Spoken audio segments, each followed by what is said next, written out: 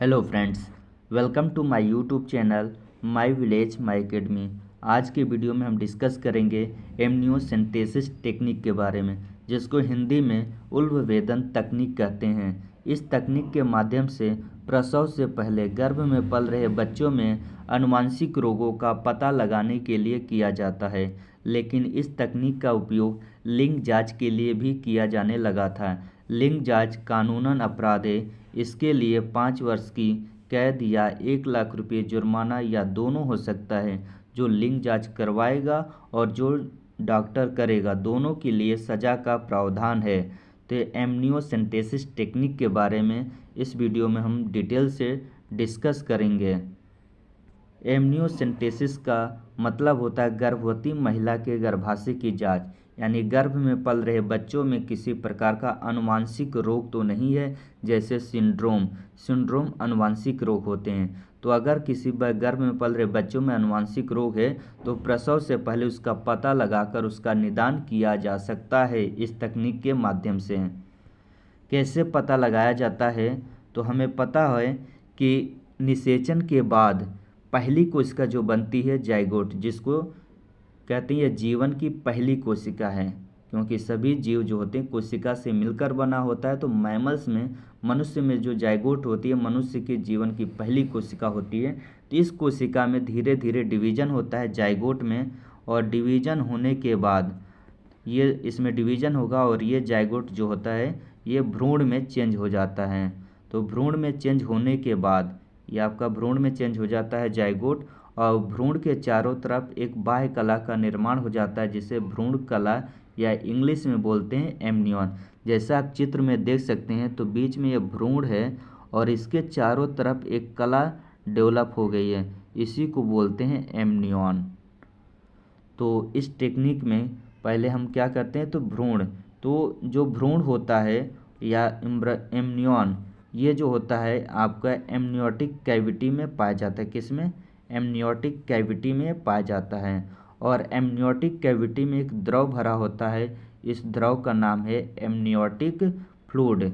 ये चारों तरफ से एक लेयर आप दिख रहे होंगे, इसी को बोलते हैं एमनियोटिक कैविटी, और इसी में द्रव भरा होता है, और इसी द्रव में आपका भ्रूण जो है तैरता रहता है।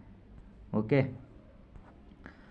अब जो आपका भ्रूण है वो किस में तैर रहा है? वो आपका एमनियोटिक फ्लूइड में तैर रहा है। इस फ्लूइड में जो होता है कुछ भ्रूणीय कोशिकाएं भी पाई जाती हैं। जो आपका एमनियोसेंटेसिस तकनीकी होता है, उस तकनीकी के माध्यम से माँ के गर्भ में पल रहे बच्चे में जो कैविटी है उसमें एक इंसरिंज डालकर एक सुई के माध्यम से उसमें से कुछ आपको एमनियोटिक फ्लूइड को निकाल लिया जाता है। सुई के माध्यम से क्या करते हैं, इसमें से कुछ द्रव को निकाल लिया जाता है।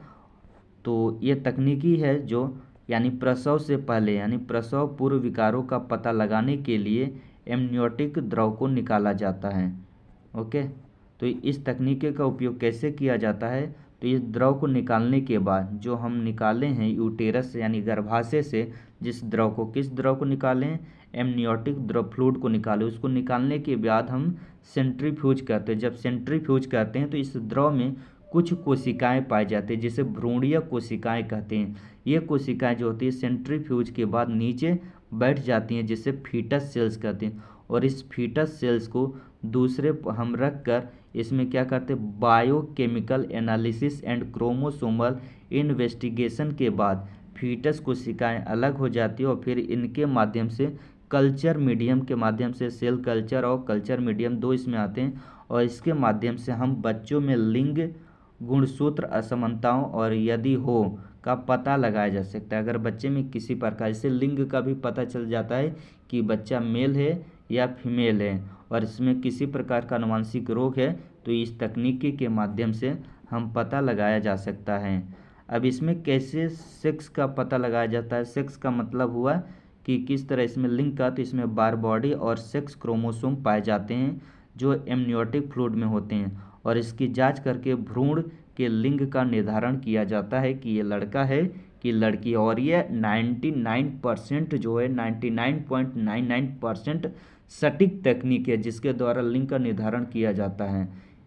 ओके, बहुत ही सटीक तकनीकी है। और इस तकनीकी का उपयोग कब किया जाता है? परीक्षण जब आप गर्भकाल 16 से 18वें सप्ताह में हो तब किया जाता है इसमें लिंग जांच। लेकिन और आनुवांशिक रोगों का पता उससे पहले या प्रसव से पहले भी किया जाता है। लेकिन इस तकनीकी में क्या है, लिंग जांच होने की वजह से इसमें आनुवांशिक रोगों का, जो वंशानुगत बीमारियों का पता लगाने के लिए प्रक्रिया लाई गई थी, जो आपका एमनियोसेंटेसिस टेक्निक था। लेकिन इस तकनीकों का उपयोग जो है किसमें किया गया? भ्रूणीय लिंग जांच तथा कन्या हत्या में प्रयोग किया जाने लगा। इसलिए इस तकनीकी पर अब पूरी तरह से क्या कर दिया गया? बैन कर दिया गया। सरकार ने इस तकनीकी का उपयोग क्या कर दिया है? बैन कर दिया गया है। इस तकनीकी का उपयोग अब नहीं किया जाता है। अगर आप देखेंगे, एक चिकित्सक को अपने क्लिनिक पर लिखना अनिवार्य किया गया। सरकार ने कहा कि आपको लिखना होगा कि यहाँ भ्रूण का लिंग जांच नहीं किया जाता है। यानी कोई भी जैसे है प्रेगनेंसी से रिलेटेड अगर कोई डॉक्टर है जांच करता है तो उसके क्लिनिक पर लिखा होना चाहिए कि यहाँ भ्रूण का लिंग परीक्षण नहीं किया जाता है। तो ये सरकार के द्वारा बहुत ही कड़े शब्दों में निर्देश दिए गए हैं। इसके अलावा एक और तकनीकी है जिसको कोरियोनिक विलस सैंपलिंग अल्ट्रासाउंड, इस तकनीकी का उपयोग भी भ्रूण लिंग जांच में किया जाता था। इस तकनीकी का भी उपयोग, यानी जितने भी तकनीक है जिसके माध्यम से लिंग जांच किया जाता है कि लड़का है कि लड़की, इसके लिए सारे तकनीक पर सरकार के द्वारा बैन किया गया है, ये याद रखिएगा। तो यहाँ पर दोस्तों, यहाँ पर से ये वीडियो एंड होता है। तो आप याद रखिएगा कि लिंग जांच जो करवाना अपराध है और ऐसा करने पर आपको 5 वर्ष या 1 लाख रुपये की सज़ा या दोनों हो सकता है। और इसमें अलग अलग कानून है। तो आप ये समझिए, तकनीक के बारे में आप जाने अच्छी बात है, लेकिन इस तकनीक का गलत उपयोग न करें। फिर अगली वीडियो में मिलते हैं, तब तक के लिए जय हिंद, जय भारत।